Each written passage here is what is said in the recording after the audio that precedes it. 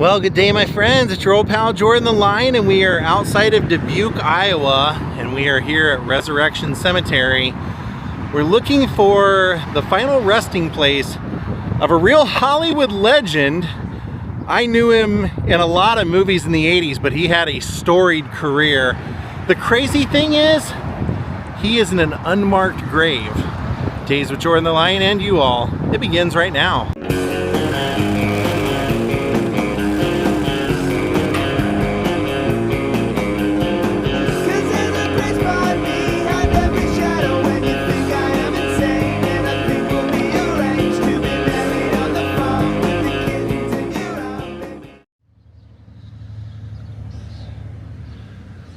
So it's kind of a shame that this actor doesn't have a headstone, although I assume that it's got to be because he didn't want one.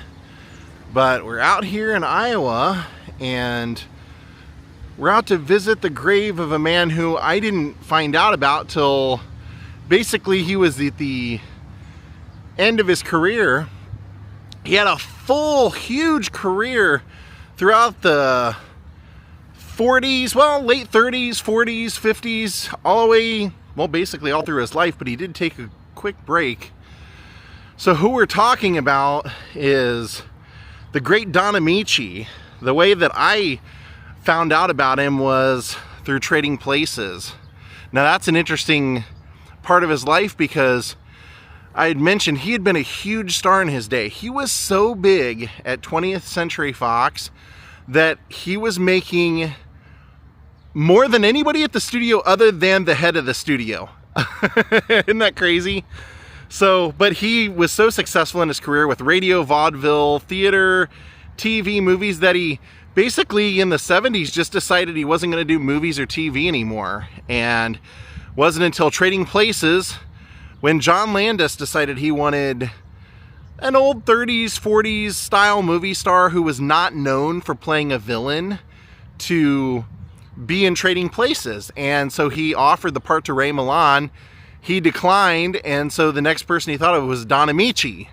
And so Don Ameche and Ralph Bellamy would portray Randolph and Mortimer Duke, the Duke brothers. And of course Trading Places was about how they have a bet that they can basically ruin their golden boy's life and take a common man off the street and give him that man's job and he could be successful, and that's Eddie Murphy. So that really bolstered his career, and then they brought him back for Coming to America. Little cameo appearance where Akeem is giving away his money and he gives it to the Dukes who are homeless. They say, "We're back, Mortimer, we're back." So this is actually what we're here to see. Don Ameche does not have a headstone. However, his ashes are interred right here at the Prendergrass plot. So if you look at the very top over here, you'll see it says Honora grown in Prendergrass. That was the mother of Don Ameche's wife. Her name was Honore with an E, but they called her Honey. She was from this area. She was from Dubuque, and she also ended up dying at the age of 78 here in Dubuque. And her and Don had a love story that was kind of interesting.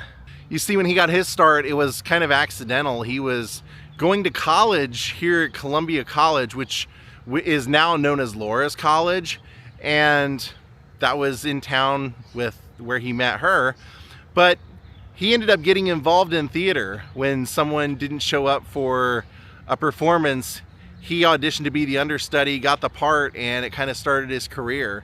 So he met her and then ended up getting a radio gig in Chicago and would drive back and forth every weekend to be with her, and eventually married her. But what's crazy is that they had 6 children, all with rhyming names. It was like Lonnie, Tommy, Donnie, Connie, like all these rhyming names. But then for the last 20 years of their life, they had no contact. And it's kind of weird because Don Ameche was once asked in an interview, how do you keep a long and happy marriage the way you have? And he said, I wouldn't know. And in fact, when Honey passed away, he didn't even come to the funeral because he was filming a movie with Shelley Winters. So Don said when they started going out, he said, we went out together the night we met, and every night after that while she was in Chicago, and then she had to get back to work. She was a dietitian in Dubuque, and that was the first part of September. After that, every weekend I covered the 170 miles to Dubuque to see her. The last part of November, we were married. She said they delayed their honeymoon for a year because he was so busy with his radio work that they finally got to celebrate it by going to Bermuda. So it's kind of a crazy path that Don took for his rise to fame, because he was born in Wisconsin and went to the University of Wisconsin. In fact, his cousin Alan Ameche ended up winning the Heisman Trophy as a University of Wisconsin Badger, and then went on to a Pro Bowl football career and actually won the winning touchdown for the 1958 championship game, and they say that that was the greatest game ever played. So Don was attending University of Wisconsin when the lead actor, like I mentioned, for one of the projects they were doing, one of the plays that they were doing, ended up not showing up for the rehearsal, and so they made him the understudy, and he liked it so much that he ended up going off and doing vaudeville and was performing with a woman named Texas Guinanan until she fired him for being too stiff.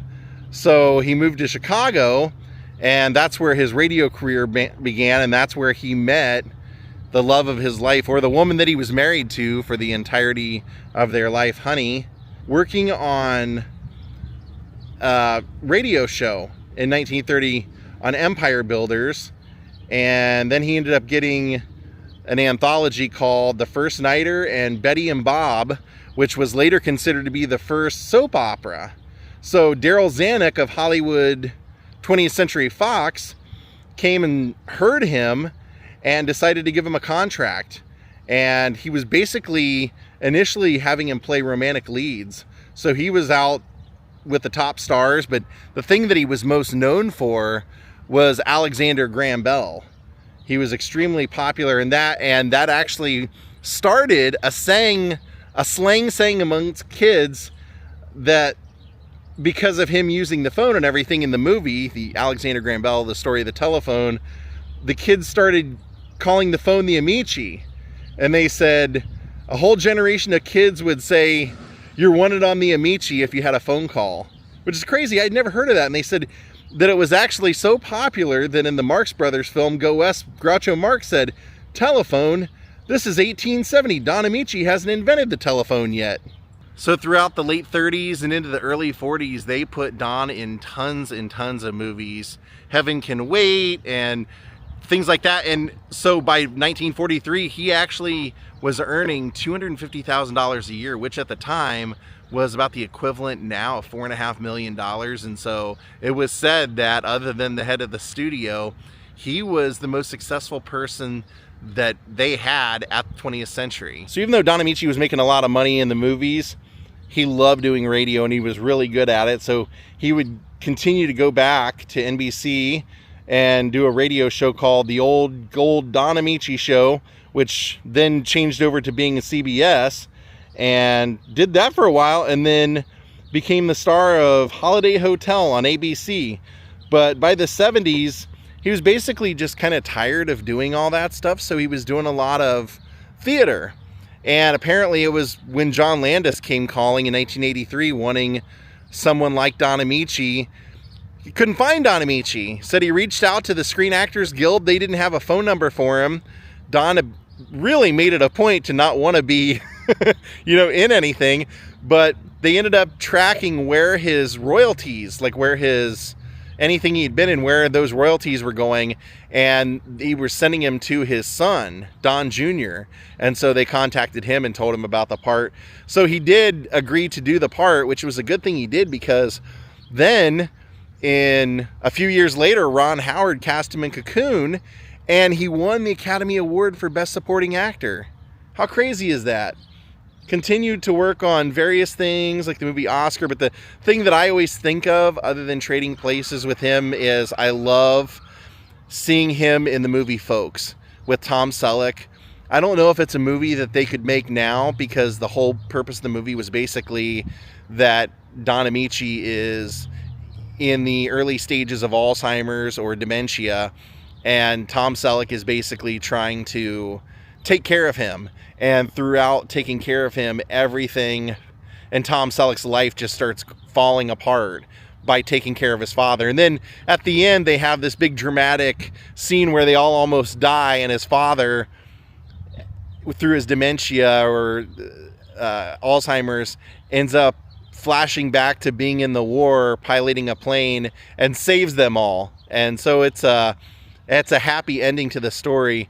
But I always think of, that, Harry and the Hendersons, Golden Girls, things like that Don Ameche did later in his life when he really never planned on doing anything any longer. Now, sadly, I mentioned that when his wife passed away, they were still married throughout their entire life. They never got a divorce, but they really had not been together for over 20 years. And so it was said when she passed away, he was already working on a new picture with Geraldine Page and Shelley Winters, and so he did not come to the funeral. But he did eventually pass at his son's home in Scottsdale, Arizona, of prostate cancer, was cremated, and then his ashes were interred with his wife here at her family plot.